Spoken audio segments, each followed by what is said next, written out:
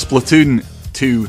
It's easily forgotten, but we weren't even using that phrase to refer to a real game until last January. Everyone expected some sort of Switch support. Nobody seriously thought Nintendo could piece together a fully fledged sequel in just a couple of years. And in a way they kinda didn't, but that's part of what's great about the game. Splatoon is a game that moves with its fan base.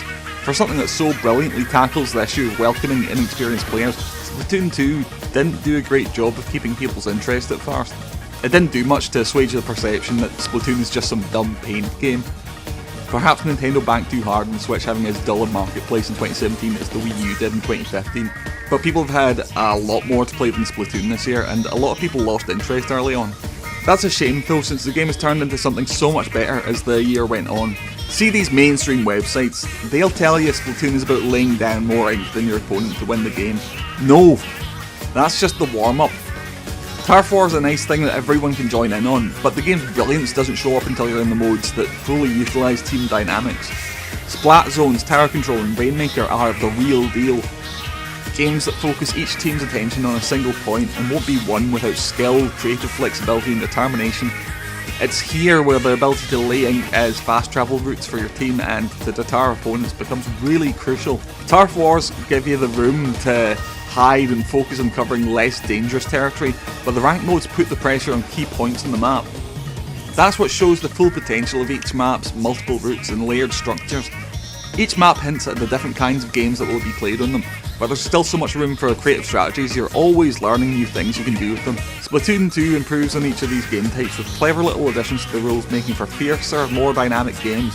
There's no online shooter as uniquely appealing as Splatoon, to the degree that it does well with audiences who don't even like the genre, and Splatoon 2 only heightens that quality. The game has also recently added a completely original ranked mode, Clan Blitz. It's a little more complicated than others, but it's just as ingenious. It's a mode that really widens the different roles each team member can take in the game, with defense, attack and support positions shifting all the time. Really good. So Salmon Run, a new horde-like mode for 4 players completely separate from the main game, with its own specially designed maps. Focusing a repetitive Splatoon mode on fighting AI seems risky, but thanks to random elements, as well as dynamically shifting difficulty levels, it never gets boring or predictable.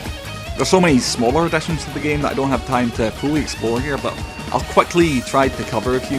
Shifty Station's a new map that only appears during Splatfest and changes massively each time, giving fans a big reason to get excited about taking part.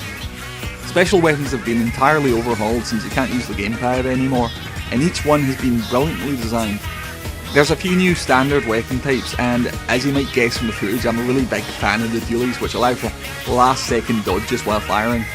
It's almost like God Hand's right stick dodges, so I found a great appeal to that. Despite all of this, there's still loads of things I miss from the original game. Maps are great, but there's nothing quite as wild or interesting as Camp Triggerfish or Mahi Mahi Resort yet. The ideas put in place to make up for the lack of a gamepad are great, but the game's still worse off for it. Also, the Squid Sisters have been usurped as the game's main idols, and the UK localisation has been brought in line with the less amusingly quaint, more obnoxious American version. Serious issues, but the game continues to improve. Each new map makes me more optimistic about the game and less dependent on the original. I'm really happy with what's here and excited about the future. And if there's any dev team I trust, it's the Splatoon staff. Splatoon 2 is the game that convinced me I had to get a Switch, and I couldn't be happier that I did.